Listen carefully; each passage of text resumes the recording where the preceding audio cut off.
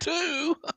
Well, actually, this is episode 3 now, right? So, oh, no, this is episode 2 because the first episode doesn't get a number, or it gets 000, I guess. Yeah, it gets 000. So yes, everybody. Hello, everyone. How are y'all doing today out there in the cybersecurity world? I hope we are all doing good. I am caffeinated up, and I know that Kim's got her energy drink of choice and everything. I So got we. green tea monster today. Ooh. Sorry, my this application is kind of not showing. There we go. You can There kind we go. Yeah. It kind of cuts out your background. Yes, this is my actual, studio. Everybody asks me, like, normally I have it, kind of fuzzed out and everything, but today I don't have the motion blur, turned on. So this is me actually in my, my office that I've lived in forever and a day. But yeah, things have been very busy. I've been up since about 2 o'clock this morning, 2:30 this morning, just dealing with cybersecurity stuff. And we were talking a little bit before the show that you have something that you're going to do this afternoon. Yeah, so I've got like a bunch of social groups I'm in here in Toronto, and one of them we're going to go on a walk at Hyde Park today. So Well, that's cool. Hyde Park is kind of like the Toronto version of like Central Park in New York City. Wow, that's neat. Yeah. Like Hyde Park has a zoo, just really? like Central Park in New York City does. Yeah. Oh man, that's neat. Yeah, yeah. I've been stuck behind computers and everything, and there is that meme of go touch grass. Sometimes you got to get away from all this and kind of step away out of the internet soup that it is sometimes, and get away from the screens. My family's really good at pulling me away from the computers because like daddy needs to do some daddy time. Got some honeydews, go run some errands and stuff, and it's good to walk away for your mental health and everything like that. I guess eventually if you spend like, I don't know, 80 hours a week at your desk, you get like vein and circulatory problems in your legs and stuff like that. That has actually happened to me, so I try to, get up and walk around, especially during like my lunch break, and about 3, 4 o'clock in the afternoon, walk around a little bit, just around the office, kind of go upstairs, go downstairs, go upstairs, go downstairs, just to keep the circulation going. Because, your feet will start to tingle, like, you slept on your foot or something. You're like, pins and needles, pins and needles, pins and needles. Like, I can't get up. Oh, it hurts. So yeah, and you were telling me about a new game that you're playing. Speaking of touching grass, lawn mowing sim. So that was a coincidence because you kept saying touch grass, and I just spent like 2 hours this morning playing a PC game that's all about cutting grass. So it was like lawn mowing simulator. I think it's like cool. $20 on Steam, maybe something like that. And it simulates professional lawn cutting very accurately. Well, there you go. Like those really accurate farming sims, like Farming Simulator, but it's all professional lawn mowing. I have seen the professional, like the actual software that's used for autonomous based farming applicational vehicles, tractors, plows, stuff like that, and it's very interesting, how that all gets set up, for the autonomous tractors, that are made by John Deere and Case and everything that do large, large application farming, to where it's like, oh, long as they fuel it up, they can go, plow a field or keep pulling grain or doing what they're doing. Very interesting, very interesting. And that software that you see on a lot of these platforms is almost identical to the real thing. I mean, it's like very accurate. It's like, wow, this is literally teaching you what you would use or do with real autonomous based vehicles. I can imagine a lot of this was probably inspired by Microsoft Flight Simulator. Like Microsoft Flight Simulator has existed since like 1980 or something like that. Oh yeah. And they've always emphasized, as much as the technology will allow, we will simulate being a pilot as accurately as possible. Yeah, and I actually know pilots that actually have created computer-based simulators at their house, so they can continuously learn about the new planes, like the 777, the 787, stuff like that. And the simulators are very accurate. I mean, they have like 63-inch screens, televisions, and set up multiple screens, and the joysticks and the flight joysticks and everything, which you would actually see in the plane. And they practice and they get continuing education credits on that, which also brings us into the subject for what we do. We get, we have to take, for our jobs, continuing education, because you're constantly learning, in this industry. I mean, it's nonstop. Didn't you say And that there was a simulator game that oh no, we were talking about it. There's yeah, a simulator game that simulates red team engagements really yeah, active. it's red teaming and blue. It's called Red versus Blue, and it's on Steam. It's about $20. And I come from the world of critical infrastructure, OT, operational technology, which is trains, planes, automobiles, lights, nuclear facilities, water treatment, whatnot. And that it's there. We have a huge gap, about 70,000 jobs that need to be filled just for aging infrastructure throughout the United States. Plus, I also deal with the cybersecurity side, the IT side. So, I have to play on both sides of the fence. So I tell people. So I saw this game and I was like, I'm very apprehensive if this is going to be, something that's going to work, And I bought it and I was like, let's see if this is actually pretty good. And it is. I was very surprised, because there are companies that are out there in training facilities like SANS, which I've got a SANS certification. I've been down to Orlando, Florida. The company paid for it. Very expensive Yeah, I certification. really hope so because all those SANS GIAC Ooh. are you might as well buy a car for the price of some of them. Yeah, you're paying, just so the people in the audience know, there is a place that, in Orlando, Florida called SANS, SANS. Don't know what the full name is, but that's the acronym. But SANS teaches you operational technology security, for name it, water power, electrical, nuclear. I mean, they do all kinds of training. Very expensive. Starts at about $30,000 and sometimes goes up to about $180,000. For a 1 week training, hands on with hotel, food, all amenities, everything. Very expensive certifications, and very, and I was like, okay, I've got a SANS certification. I did a 3-day training, but I mean, they actually bring in people that really do it for a living, like that take their time off, and come in and train you, like physically keyboard train you on how to do this kind of stuff and how to check and stop these things. So I was like, okay, I'll try the red team thing first. It worked. I was like, oh wow, this actually teaches you like how to do a Wireshark dump. How do I backtrace an IP address? How do I, do the things that would be asked of me in the real world if I've got to click the keyboard, and double click the mouse. So I was impressed, very impressed, with a $20 game. I was like going, and you asked, hey, can we get continuing education credits for that? I'd be like, yeah, sure, why not? I mean, you're learning. I mean, you're clicking, you're doing the applicational work. So yeah, if you put in 120 hours, yeah, I'd give you the CVEs for that. If I had to sign off on it, because you're really doing, what you're doing. Like you just took a simulation, of cutting grass.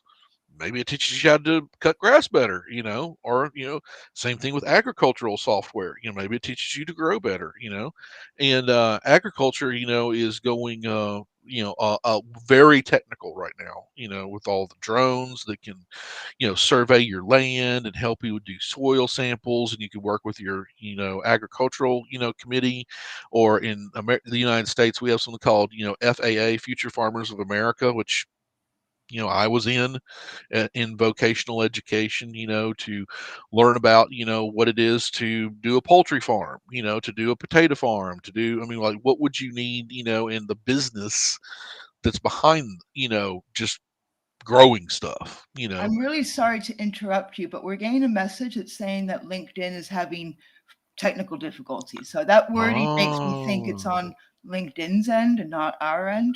probably so, and speaking of problems and issues, did you see in the news the largest SIM card attack that was about to happen? That they busted in New York this past week. It was very interesting to see that the Secret Service, found out about a Chinese-based DDoS attack that was about to happen on the telecommunications industry, and there was a SIM farm, little SIM cards that go on your phone, that were going to use for possibly a denial of service attack against the United Nations or the carriers that are in the New York area. And really glad that they found it, stopped it, from happening.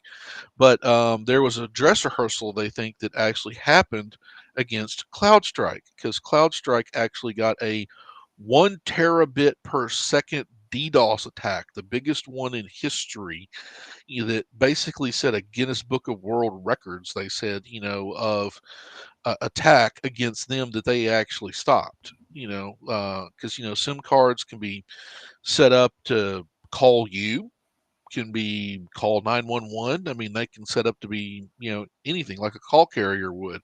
So they were thinking that, that this attack was going to be aimed at the telecommunications, infrastructure of New York. So I was very glad, first off, that they stopped that, because, emergency services and so forth, you don't want anything like that to hurt, the services that are actually being provided. I wonder, how were all those SIMs intercepted? What was the attack? Yeah, I'd like to know the science behind how they found out about all this. Was it human intelligence? Was it spy intelligence? Was it just, you know, why are we seeing all these, SIM cards doing this, like one single thing, and that was very interesting, because I mean, they showed racks and racks and racks, of these SIM cards, on the floor with routers and switches plugged up, on tables, on shelving, that was set up and everything. And it was all within 35 miles of, New York City. So they found some in New Jersey, they found some in Upper New York, they found some in the Bronx. I mean, they found stuff everywhere. And I was like going, this was not just some hackers, causing mischief, wanting to do something stupid like prank call a phone number, or something like that. This was organized. This was calculated, and could possibly cause a lot of damage. Another thing I kind of wonder is, I've noticed in the past couple of years, eSIMs have become Mhm. the more dominant format for SIM cards.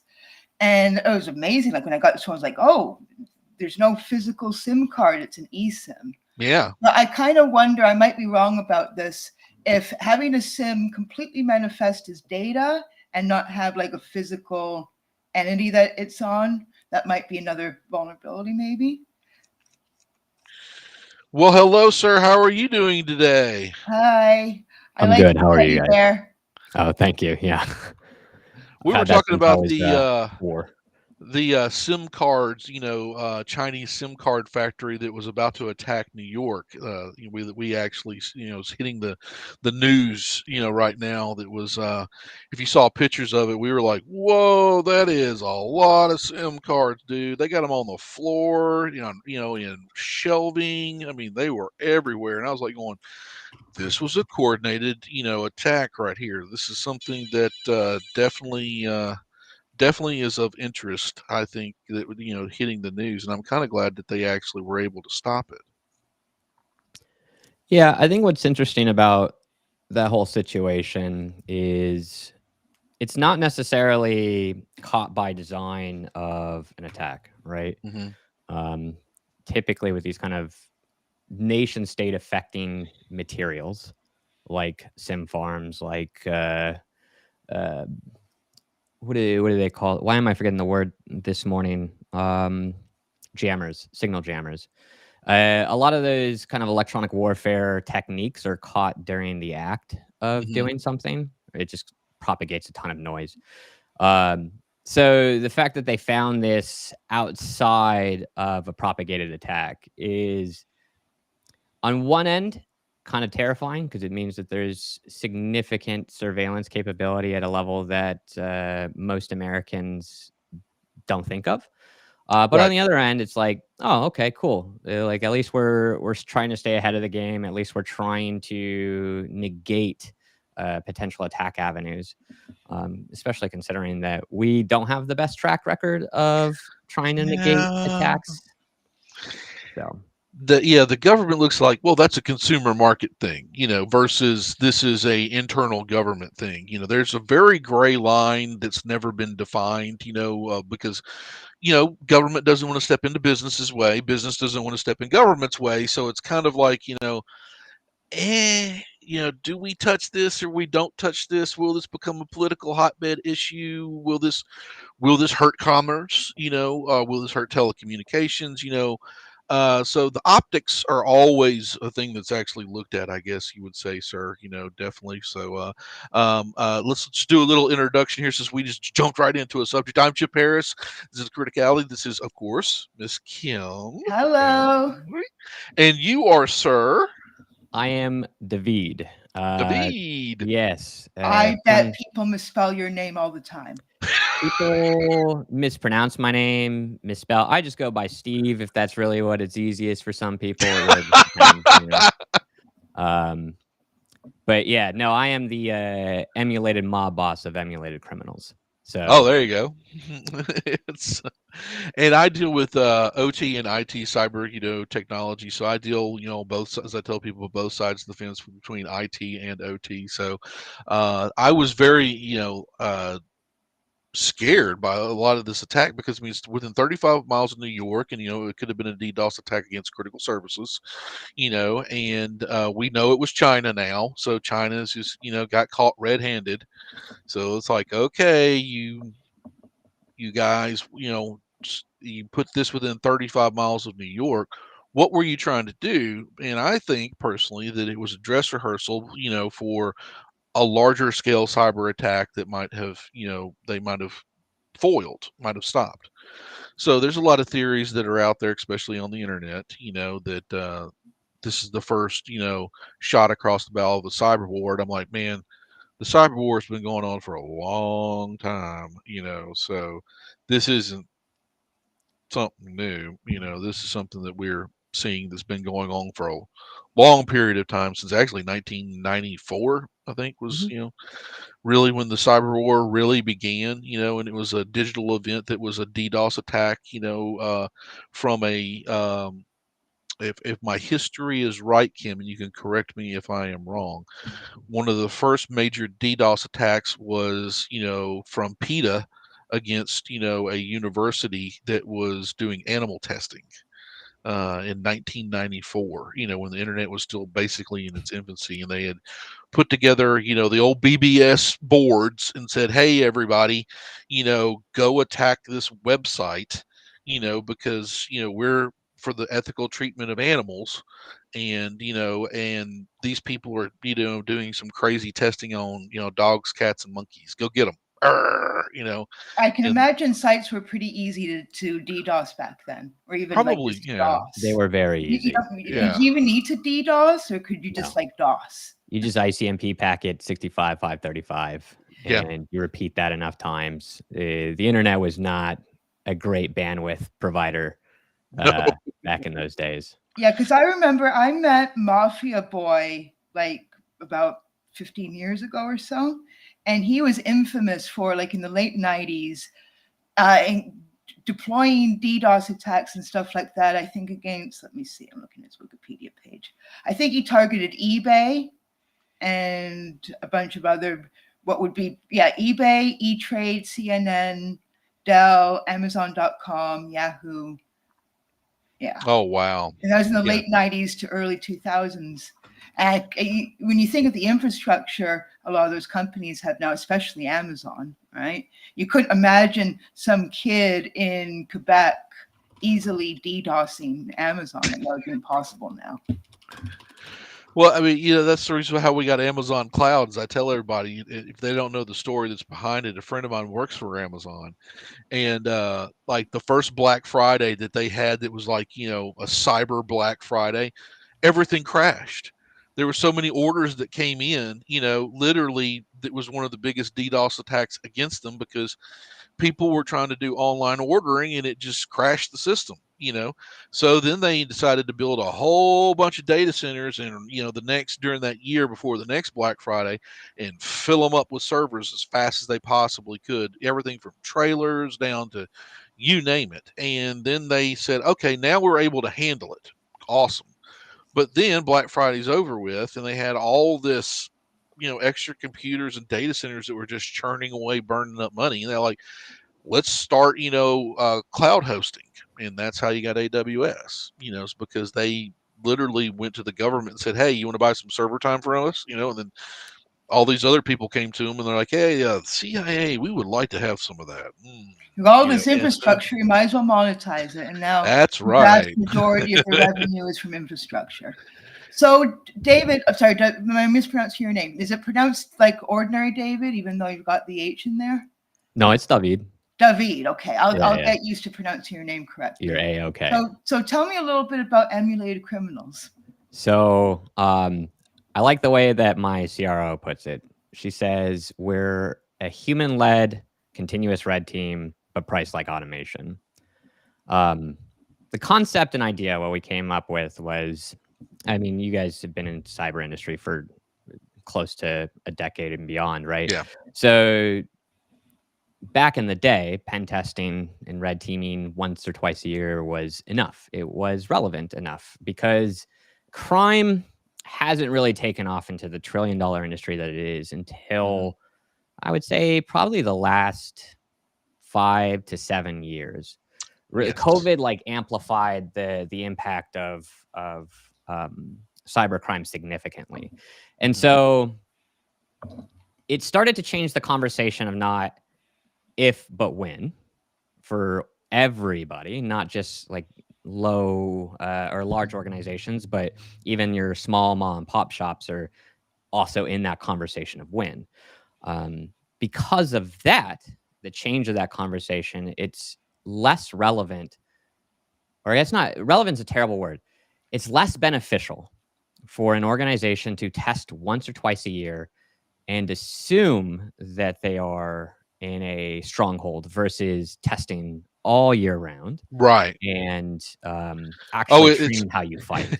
It's audit season, it's time to put that little checkbox to say we red teamed, our stuff to make sure that we were secure. We're good for another quarter or 6 months, because we only do it 2 times a year. Exactamundo. And now you're seeing, red teaming being perpetual, and right. a lot more automation, because there are AI, as I call it, the black box, hacker box, that people can buy a service and they can perpetually have, a red team, that's testing their stuff, especially in DevOps, nowadays, making sure they're, got secure coding practices and, testing their environment, religiously, which I don't believe in. I mean, you need to have a human in the loop, right. instead of having just some kind of automated AI that's going to say, ooh, you need to patch this service. Here's the truth. Companies lie, right? Yeah. At the end of the day, companies lie. I like to call them out on it because I thought that their article was absolutely FUD. Trend Micro, I don't know if you remember, a year and a half ago, Trend Micro came out with an article that said, we created the first polymorphic AI developed malware. Oh, AV. And it was against their AV, which we'll leave off the comments on how I feel about their AV. But, it's one of those things where it's what was it really doing? What was polymorphic about it? What was really escaping AV vectors? And it was just worked up FUD. It's really what it turned out to be. And so a lot of these organizations that are coming through and they're saying, hey, AI is the new hotness in hacking. Mm-hmm. It's not. It's a tool. It's a force multiplier. AI, when everyone was saying AI was writing malware, it was just writing phishing emails because the best thing that it could do at the time is take non-English speakers who we have taught predominantly in the United States, especially of counter phishing techniques is it grammatically correct? Is it, are there spelling errors? Does it make sense? Now you don't need to do that, right? You just, hey, give me a pretext for this is me as a company. I'm trying to get them to click this link, right? And now that's written there. There are tools that have made it so that next steps in pen testing have become quicker. Like suggestions of where to go to next, but they're loud. They're not quiet. They're not driven by any sort of financial motivation or ideological motivation. So their techniques are extremely predictable, right? Right. They're usually going after things like domain admin or other what we call non-relevant objectives. Hmm. Domain admin is great to have. Don't get me wrong. You can deploy ransomware everywhere you want, but it doesn't think of the financial impact to a business and where it can make the most amount of money. Correct. So with AI pen testing tools, AI automation, red teams, like you're 100% correct. There's a situation right now where you're probably going to get about 80% of what a threat actor would do, but you're not going to get the mentality. You're not going to get the drive. You're not going to get the understanding of impact from a robot. And that's kind of where we're at right now.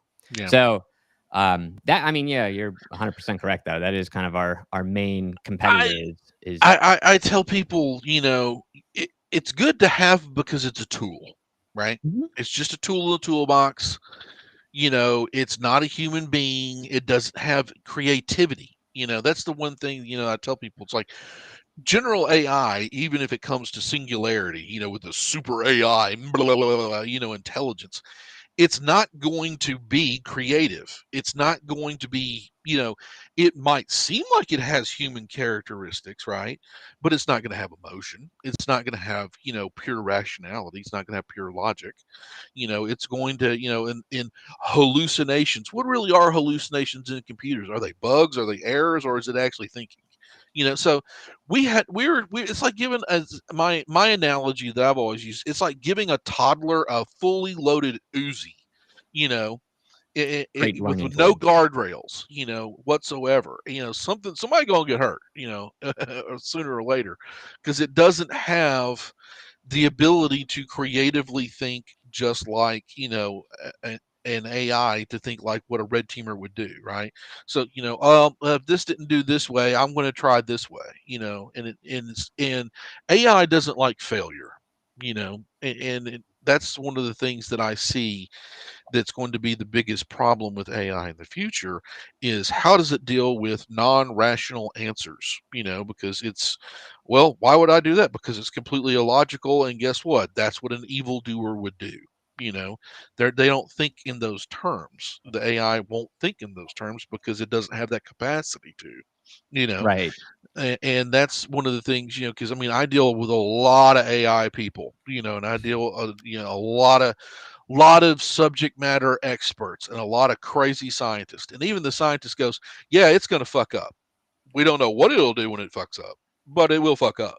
It's just, and when it errors out, what's it going to cause? Is it going to cause, a system wide outage? Is it going to cause a power failure? Is it going to cause, you know, these things, because we don't know what it will do or what it can do or what it will do or how it will react to an irrational conversation, you know? Right. So it's one of those things that, even the data scientists and the people that are programming the algorithms or work with the algorithms don't have a clue, so So I'm sorry, David, I am on the Cyber Idiots website right now. Oh yes, that relic. Does anyone actually call you APT Big Daddy? That is the official moniker that was given to me at one point in my life. And as any moniker or nickname or call sign that you ever get, you don't get to choose your own. So, yeah, no, that's the moniker that has been stuck with me, and I've stayed with it since. well, that's cool. Everybody gets a handle a different way. I tell people sometimes they're inside jokes that most people don't know about, and so forth. So, tell me a little bit about what your business does, in the market right now, and like your targets, who and whom you work with, in the industry, like say, oh, we only work with enterprise companies, or oh, we Mhm. work with everybody, so as I tell people, when we bring guests on, we want to get a little bit of the background of, like where you came from, what you're doing, what you want to do, who you're working with, and how your business, is approachable within the market that you're in, because everybody's in a different market, so I tell people, it's like, this is, your not your 15-minute elevator speech. I've heard that term before used in the business world that I hate, but I tell people it's like, this is our company. This is kind of what we do. This is who we target and whatnot, and this is how we're helping people in cybersecurity. So just, if you would, sir, David, please take it away. Yeah, so we are, as I mentioned, right? We're a continuous red team service. The big thing is we do nothing but offensive security. Okay. The idea, and we kind of touched on it earlier with like how China is now starting to get really up and about in the U.S. and attacking critical infrastructure as well as other telecom avenues. The whole reason that exists, the reason why that situation happens, is there are no UN cyber norms, right? Oh yeah, as I tell people, there's no UN treaties or any kind of, documentation that says, there's no, we won't do tit for tat warfare, because I Right. spent 15 years, in war zones, from Israel to Afghanistan. I've been shot, stabbed, hit with an IED, everything. There's no, Geneva Convention for cyber warfare. I mean, it doesn't exist. So I agree with you. We tried. In We did. 2014, Russia Yeah. and the U.S. tried. We wrote the accords, and then no one signed it. Yeah. And then we recently adopted cyber crime conventions in the UN, which ratify next month. But everyone has to ratify it in order for it to become rule. So, irregardless, that whole concept turned our attention to the onus of responsibility for first response in a cyber attack is the business. Correct. And in what organization or what first responding organization, whether it be police, fire, EMS, you name it, what first responder doesn't train before the situation? Mm-hmm. God forbid you show up, you get in a car crash, you get, all sorts of lacerations, broken bones everywhere. And the EMS guy comes up and is like, I've never put on a splint. This is the first time. It's like you don't want that to happen, right? You don't want that to happen with EMS. Firefighter doesn't put out the fire the first time at the actual house. They put it out. Yeah, if they don't know how to turn on the hose, that's a bad day. Right. But how often do we see a lot of cyber defenders, especially, come into a situation of an active breach, and that's the first time they've experienced it? Right. Too many times. So we offer a sparring partner. We offer the idea that the first time you experience a breach or criminal behavior shouldn't be when it's real. Right. It should feel real throughout your training iterations, but every single time that we go through a iteration ourselves, you should feel like, okay, this is what I need to do. This is how I improve my processes. This is how I improve my SIM logging. This is how I improve my configuration.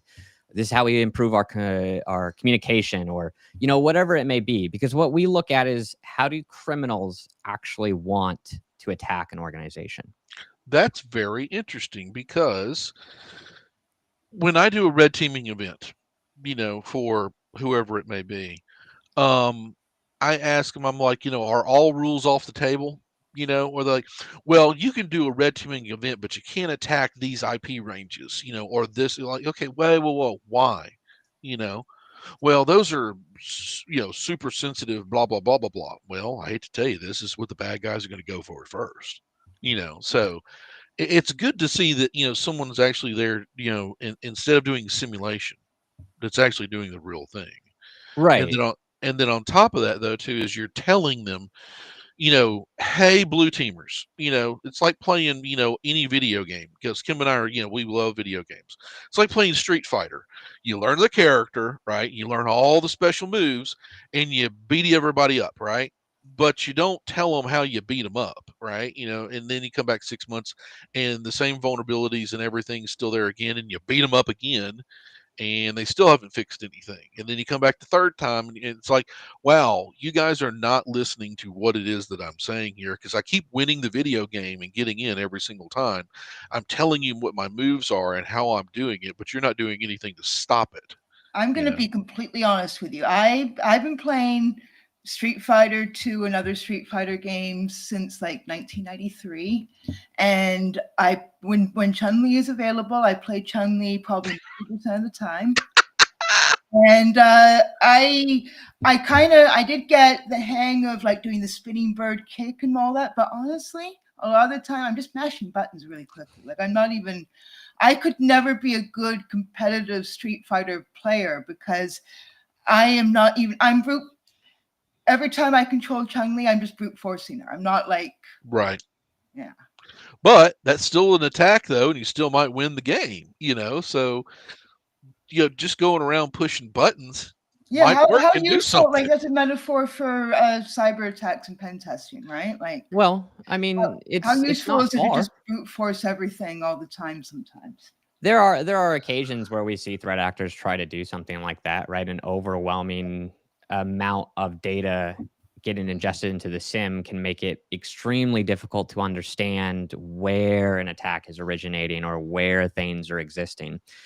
Now, I think you would typically see that with something along the lines of during the deployment of ransomware or other data extortion techniques, but it's not far from, what we assume as cyber defenders, what we assume what an attack actually looks like. Because most of the time when we get into an organization, we're not running exploits. We're not like coming in here and being like, oh, Eternal Blue, hell yeah, or MS-08067. God forbid that still exists in a network. Still Oh, does. they do. It Trust still me, I've does. got a login4j on about 1,000 machines I'm still dealing with right now, with old versions of Java. So, Right. So, like, those are advantageous, but those are pen test goals. Those right. are things that do not relate directly to the criminal ecosystem Mhm. because the criminal ecosystem doesn't care about the CNC router that Windows 8 machine is connected to. Right. Right? Because maybe it's not on the domain. Maybe there's no users that log into it. Maybe, there's a ton of different reasons. But, maybe you have a file share server, Nutanix. Let's put Nutanix as an example. You have a Nutanix server, which no one decides to change the second admin password because they just don't know it exists. So you log into Nutanix with the admin password. And now you have access to the cyber insurance. Okay. Now I know how much you're making from this attack as coverage. So there's no negotiation at this point. Right. I've got your keys And to the kingdom. Bingo. right. I found I've all your said it. PII. It's like, Right. I tell people, I was like, if you really, when you get into a system and you really want to start causing havoc and start stealing data, because it's about monetary gain. I mean, it's about stealing actual data and it's like, hi there, I got your keys to the kingdom, the golden goose egg and everything. You're going to give me money to get it back. I mean, it's based on greed, it's extortion, it's fraud, so forth. It's since Cain killed Abel kind of, stuff. I'm going to take what you have and you're going to give me something so I give it back to you, in monetary means, whether it be in Bitcoin or whatnot. I tell people like the last pen test that I did, 6 weeks ago, all I did was scan for open file shares. And once I hit SharePoint and it was like, wow, here's an open file that goes to the president of the company, here's one that goes to finance, here's one, and it was just then it was just the data harvesting. How much data can I get without them knowing, and how silent on the wire can I be as I download and copy all of this to an external drive, in Google Drive. Let's say my Google Drive has 17 gigs for free, let's just see how much I can fill it up with, and I did that. And it was just because SharePoint was just, an open file shares was just sitting there. And I was like, wow, I didn't really have to crack the DNS. I didn't have to go and manipulate AA records, to get into Office 365 or anything like that. It was just open file shares that were there. And I told them, I was like, okay, go scan for open file shares and see how many you got. And they're like, we have over 1,500. I'm like, yeah. And I just basically just took everything that I could from there and I filled up an entire 17 gig free Google Drive on an account I just set up as a dummy, sock puppet account. And congratulations, ta-da! I got all this data, contracts, Wow. payroll, ADP information, projects. I mean, it wasn't like I was trying to steal from Salesforce. It wasn't like I'm trying to steal from an application. I was just stealing stuff that was just already there, that was open to the world. That So does I kind see of make exactly me, where you come from. that does kind of make me wonder though. Like I could pay for a Shodan subscription long term, right? but I've never, maybe I should try it at some point. But I kind of wonder, like, we're so focused on enterprise cybersecurity, how many consumer routers for their WLANs at home are exposed on Shodan? So I'll give you an There's example of that. plenty. There's plenty. I've got a paid for Shodan account, and one of the first things I did was I hacked the digital meter on my house. You know, because you used to have the round meters that would go around in a circle, and you would watch that circle, and you would watch your electricity being used. Now it's all hooked up to a fiber connection that terminates to a Cat 6 connection to your home. Because there's been in our area, there's a lot of people that are using the power company as an ISP, as an internet service provider. They'll just tack it onto your electric bill, which is also kind of scary because it's like, wow, if you don't pay your power bill, guess what they can do? They can just double click and turn your house off. That's kind of creepy. And so one of the first things I did is like, I want to hack my digital meter and see how hard this is.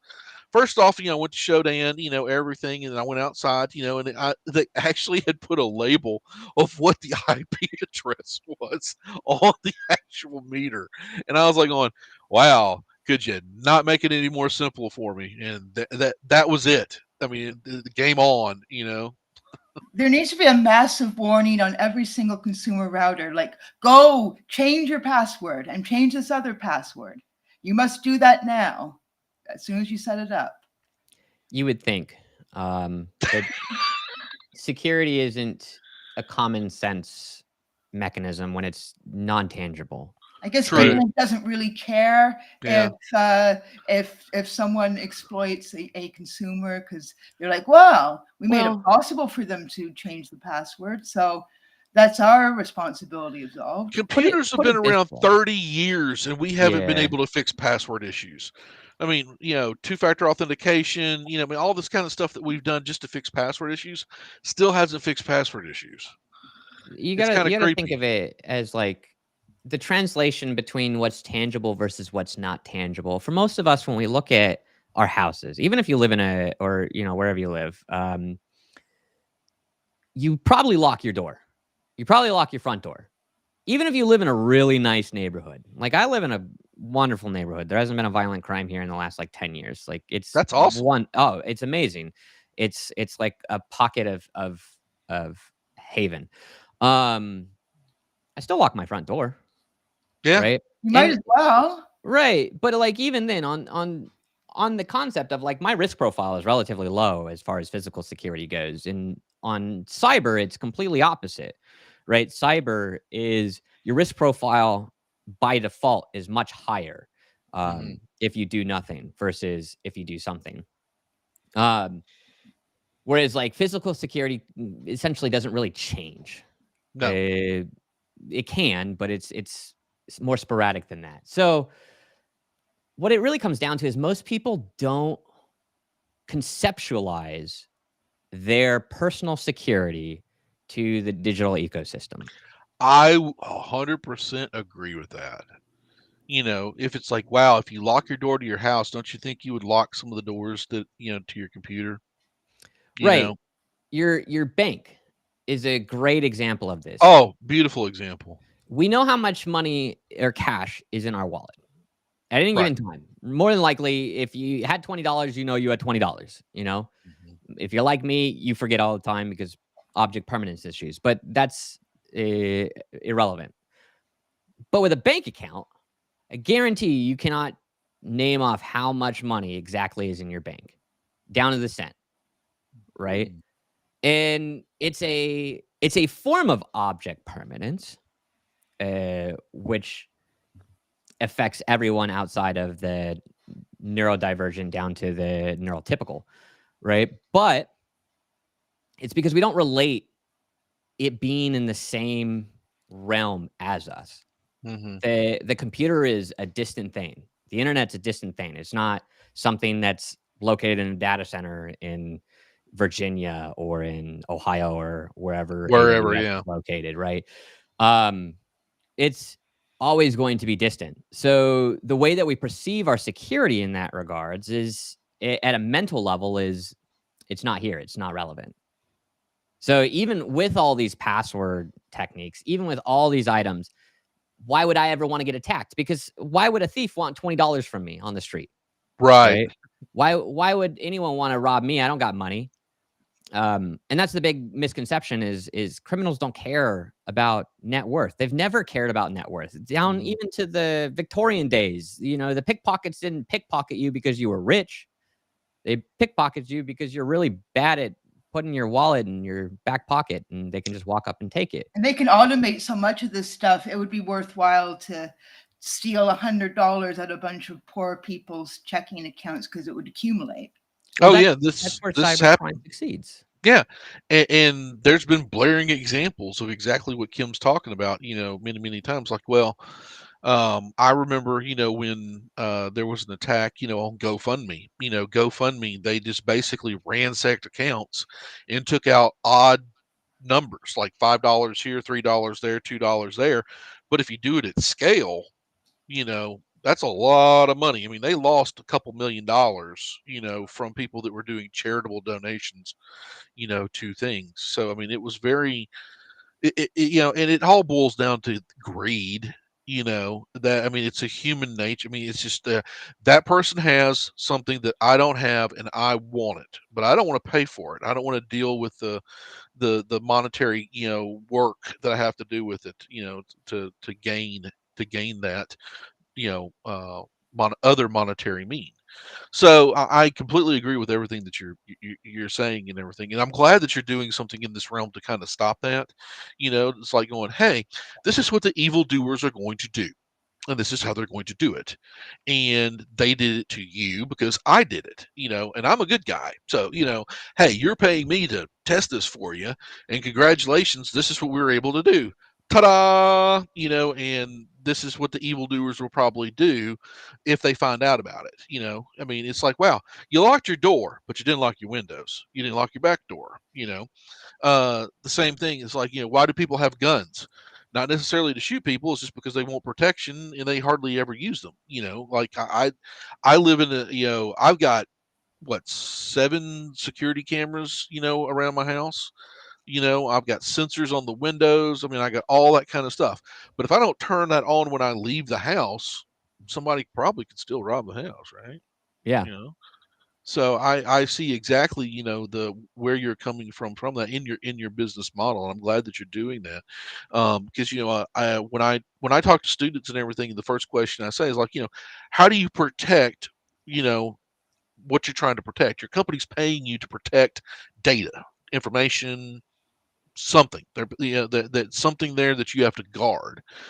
So you're gonna have to realize, what are the modes and the methods, that they're going to use to try to get that. And David, I'm glad that you're, expressing that and telling us, some of the things that your company is doing, and trying to stop, and I think it's very good, especially now with a lot of the, automated risk software and all that stuff that's out there. That's, it's like, oh, well, this is AI in a box, or a red teaming in a box, that will be able to do all this for you. If you pay me X amount of dollars, every quarter, it'll generate some report that nobody will probably ever read, Right. but The conversation's still wrong. yeah, and the conversation's not in the context that it needs to be, and it gives everybody this warm, fuzzy feeling, and it's like, oh, well, we just got to patch this stuff. It'll be all right. Don't worry about it. The CVEs and everything that because I mean, most companies are 1 week behind the last patch Tuesday.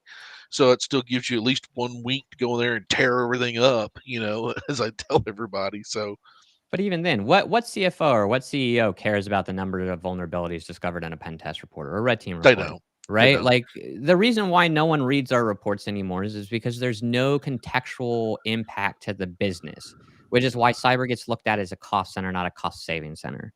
Yeah. So the conversation has to change to what's the financial impact? Like I'm not here to tell you like here's the fluffy hypotheticals for what I may be able to do. Right. Here's the down and dirty. I found 1,000 records of PII, and according to IBM's cost of a breach, it's $147 per record. That's what I was going to bring up, because I've always advised people, you write a pen test report, the executive summary goes at the beginning. The executive summary should never be more than a page or two long. Right. because the Right. executive are not going to read anything more than that. And you absolutely must cite dollar figures. Right. You don't know exactly how much exploiting those vulnerabilities is going to cost the company, but you would agree with me that citing IBM cost of a data breach report and whatnot should 100%. always be done. Absolutely. And I Executive do it company. sometimes I'm based on the Dracos report. Dracos is a very good company, known Rob for a long time. But he's got some really good numbers that's behind it. Like, if your power system goes down, this is what you're looking at per hour, per minute. And there are companies that are out there that, with Siemens and General Electric, and Schneider Electrical, that will be able to give you some really good stats. So I've learned this in the corporate world. Especially when you're Kim, and I agree with you 1,000,000%. I do.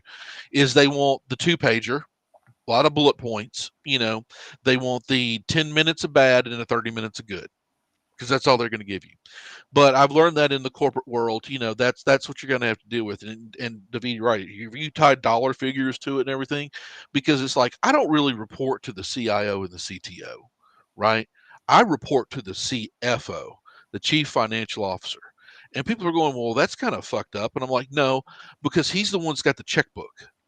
He's the one that's going to fund my next project to go fix all the shit that's broken. So get ready for it. That's the CIO and the CTO are there to give you the illusion, of protection, honestly. And as a, red teamer and blue teamer, and even on the purple team that I work with, at the executive level, it's like, if the chief financial officer doesn't sign off on, the new stuff that I need to be able to get this fix done, it's not going to happen.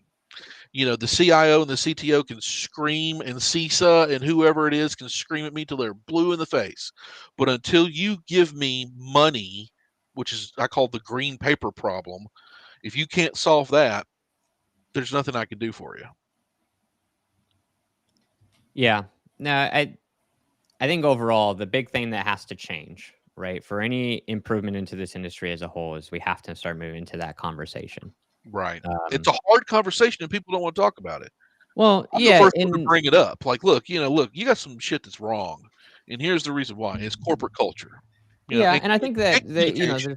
there's a large piece of it that comes from the, like, no one ever got fired for hiring IBM kind of mentality, right? Or the way to insert all that.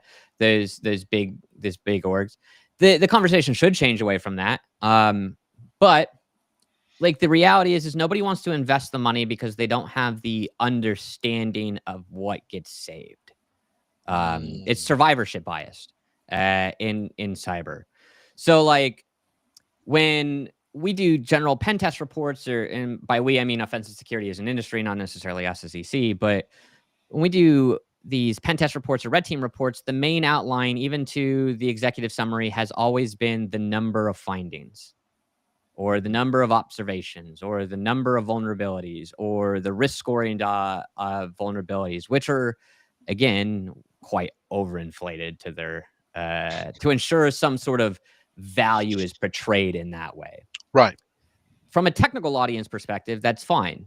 I think technical to technical, we can go, okay, shit, that's bad. From literally anyone else, where the value is supposed to be derived, they have no clue what this is. They have no clue what's going on. They're like, what's critical about self-signed SSL cert? Like, what does that mean?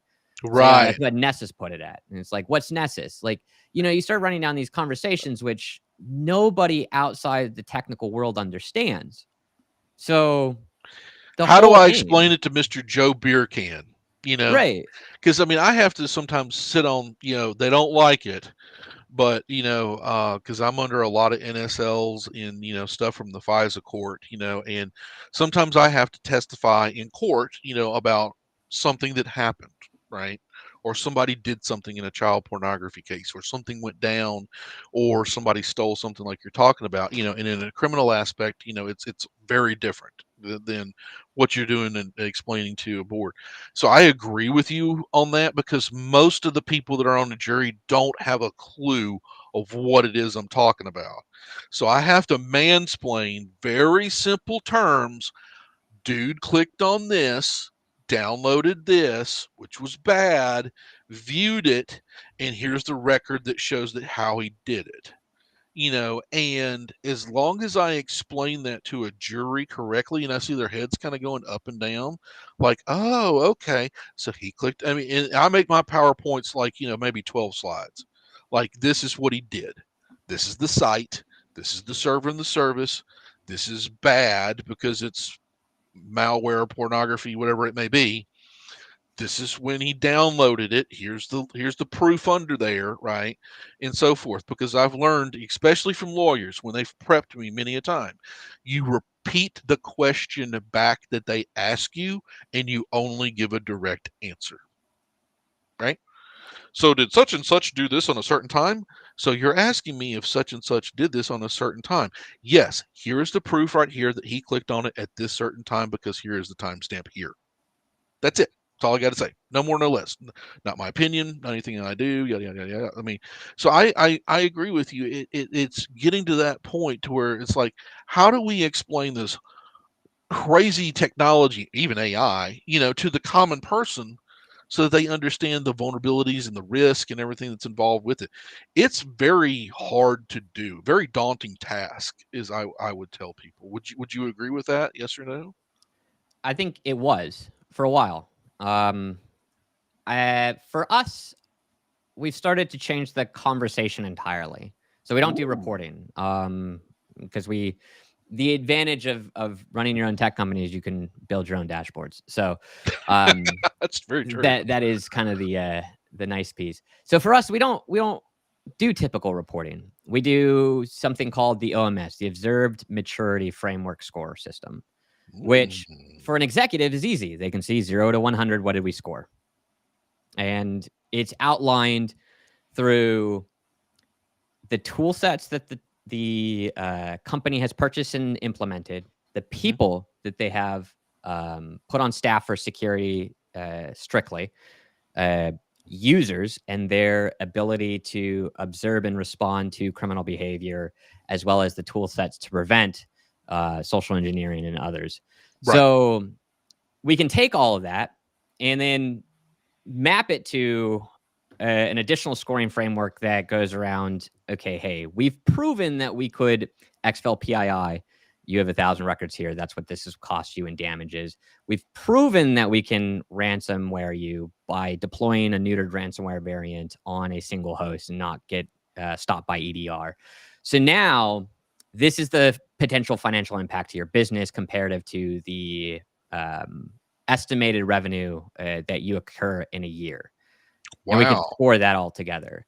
So the conversation has changed almost entirely for us because we look at it and go, all right, you're not listening. And we know you're not listening because the last time we came in here and did a red team, you had 2 people on your defensive engineering team and you have 1,000 tools and 1,000 endpoints, and none of them are tuned to a way that they can understand. So you need more people. What do? They buy more tools, right? So, and that's pretty common across the board. If you look at organizations, they prefer to buy more tools than to hire more people because people tend to look like they're more expensive than tools, but the reality is tools cost you more. So yeah, I've tried to explain that a couple times to CEOs. Like, we run a security team of 10 people. We actually need about 15 to 18. It's like, can you hire us some more folks? And then we look at the talent pool that's within the local given area, and it's not as good as you think it would be. It's like, wow, if we hire local, we might have to train them up and get them associated with this to spin them up to get them to the level they need to be. right. That's okay. So I get that. We've now decided that, hey, let's look remote. And I've been screaming this since 2015, since I built this data center here in my house that I'm sitting in right now. Is that I can be anywhere and everywhere you want me to be as long as I have an internet connection. I don't need to be in your cubicle. I don't need to be sharing your cooties. I don't care about your office politics. I don't need to be in a cubicle talking about the stuff that I'm investigating and working on. And I definitely don't need somebody to knock on my cubicle little wall and say, hey, can you do this for me real quick when I'm really concentrating on trying to get something done? I don't miss and never have agreed with office culture. And I am an HR fucking nightmare. So, I mean, I throw shit, I cuss, yell, scream, hoot and holler, but it's damn near for a good reason. That's the reason why I need to. This is why I have my little world in here, because I can control it. It's out there sometimes where the idiots are that try to interfere with what I'm trying to do that cause all the problems, right? When I'm trying to solve it. So I heartily agree with you. We'll spend some $10 million on a damn tool when it's like, wow, you could have really saved a whole bunch of money without having to switch to Geico if you just would have hired 5 or 6 more people. Right. And the OMS helps us have that conversation where Right. somebody can understand it better. Because if the tool sets are alerting appropriately, but the people aren't able to respond to it, it can point to either, hey, if you have a large enough team, there's a training issue. But if there isn't a large enough team, it's obviously an observation issue. So the conversation for us has gotten significantly easier because we're not doing the typical 10-year-old pen test reporting. Right. It's not a focus on vulnerabilities. It's a focus on impacts to an organizational security and the integrity of that security. Gotcha. I completely understand. Well, sir, it has been a pleasure to have you on the show today. It's good it's good to hear this and it's refreshing to know that people out there share a lot of the points of views that Kim and I have talked about it and agreed on for years and years. Kim's wrote books about it. I've got my first book coming out, about cybersecurity in the OT world and what happens when it all goes completely sideways. I'm glad that you're doing this as a company, and providing this service, to people that would definitely need it with it, you and your company, to do these things. And I'm glad that, Secure Nation, our sponsor today, was able to bring you on so we could talk about some of these things that are really facing, the issues that we're seeing today in the cyber world, and we know that audit season's about to start because guess what, especially in government, October is the first part of our physical year. So we're going to start, all right, let's get ready to fix what was on the audit from last year going into this year, and how many people are we going to need to hire? What tools do we need? What tools do we not need? Who do we need to write up? Because I'm convinced that the HR people are in the blackmail business. They're not into fixing my insurance. I'm at that point. Like, I hate HR. They hate me, and I hate them right back. So I see where you're coming from, and I'm glad that you are doing this and making a difference really into the cybersecurity world and giving that cost benefit to everybody to take a look at. Well, I appreciate that. No, thanks for having me on. And, I know we went a little over, but hopefully everyone I had don't fun. care. So Fair enough. Yeah, I have a very important park meeting to get to. yeah, you're gonna go walk on grass today while I'm fixing to hit these computers and fix shit. Yeah, I hope. Thank you so much, David. I'll keep I'll keep saying your name so I can pronounce it correctly, David. You can call me I Charles. think This he's will a work. card carrying member of our tribe. So Excellent. Thank you very much for being here today. thank Yep, you, sir. that's You all. have a wonderful day today. You as well. All right. So I think that's a wrap, right? Yeah, that was a great guess. I'm really into it. That was awesome. Some of the stuff that you talked about today, because you know what, we're really seeing that in the industry. What is the cost benefit of me doing this and having real people versus having a tool in AI that might not give me the information that I need. So And also, like the other problem is it affects all industries, not just right. cybersecurity, not just IT, especially in retail, because they don't want to hire people. They're making people who are working minimum wage at like McDonald's and like Walmart do the jobs of like 5 or 10 people. Oh yeah, and I see this, and the services that we're seeing right now lacking in healthcare, government, banking, that are very Doric business models that are, they don't like to change. Especially they're finding out, wow, the enterprise business world can pivot and a lot and do a lot things a lot faster than we can and we ever could. So it has been very, very interesting, to hear that kind of perspective because it's something, I wouldn't say it's fresh and new. I say it's more logical and something that needs to be done. you know. And if red teaming could change in those kinds of ways, instead of like, ooh, let me show you how fast I can beat you up and where I can beat you up at, but really show like, okay, this is what you really need to do to fix those things. Here's the cost that's associated with it, you know, and here's the human impact, you know, and that's where I see a lot of where this industry is going to go, probably with, you know, within the next 2 or 3 years, in that mentality, because we do have to change that conversation like he was talking about. Thank you very much. So I'll see everyone next week then. See y'all next week.